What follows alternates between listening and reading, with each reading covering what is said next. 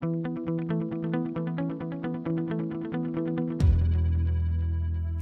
it's nugget time, and if you've read the book 7 Habits of Highly Effective People, you know that the 7th habit is sharpening the saw.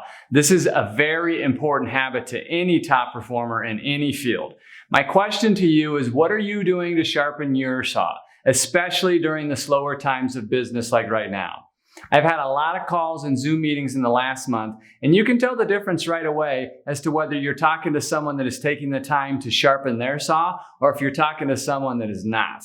The people that are taking the time to get better have better attitudes, and you can just hear it in their voice, and you can tell by their positive perspective on things. You can also tell by looking at their numbers. You may have less deals to look at these days, but the top performers are taking advantage of the opportunities they're getting, and some people are putting up record-setting numbers even in this time, believe it or not.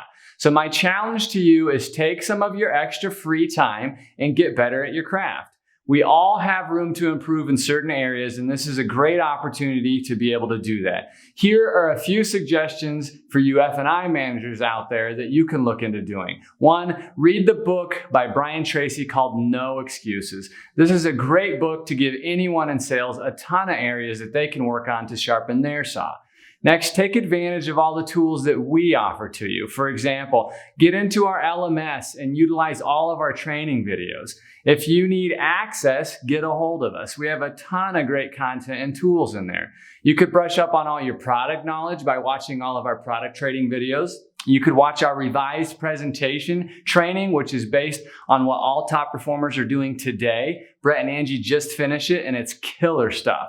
If you're new to F&I, you could go through our F&I boot camp or go back and watch some older nuggets. You could be role-playing with someone on a regular basis as well, too. I don't know of any other way to get better than practicing your actual presentation with someone else. You could read or reread the book Influence by Dr. Robert Cialdini and figure out ways to incorporate more of the 6 powers of influence into your presentation. That's a fabulous book.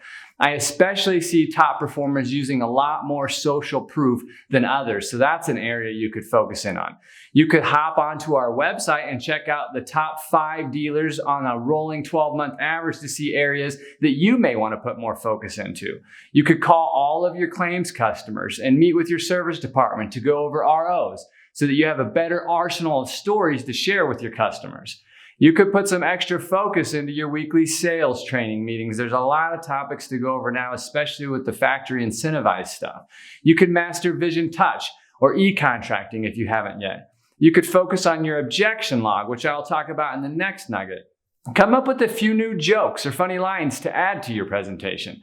Watch the last nugget on the 5 points in 5 minutes and apply that to each product presentation inside of your overall presentation. Make some phone calls to your lenders to build a relationship or find out what changes they have made to their programs that may impact your store. Spend some extra time working with your sales staff one-on-one and help them sharpen their saw.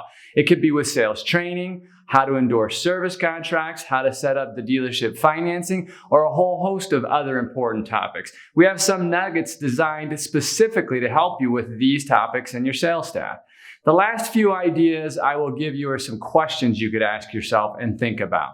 I think these 3 questions help you to think outside of the box and improve things that you didn't know even needed improving. 1. What will the future of our business look like? That's an interesting question to think about and work through. 2, how do we give our customers more of what they want? I love that question, and you might want to think about what do they want. And number 3, how do we make it easier for our customers to do business with us? I especially like that last one. Ponder those questions, and you're going to come up with all kinds of new ideas that you could look at implementing into your dealership. So let's wrap up. Like Dr. Covey explains in his teachings, top performers focus on quadrant 2 activities on a regular basis.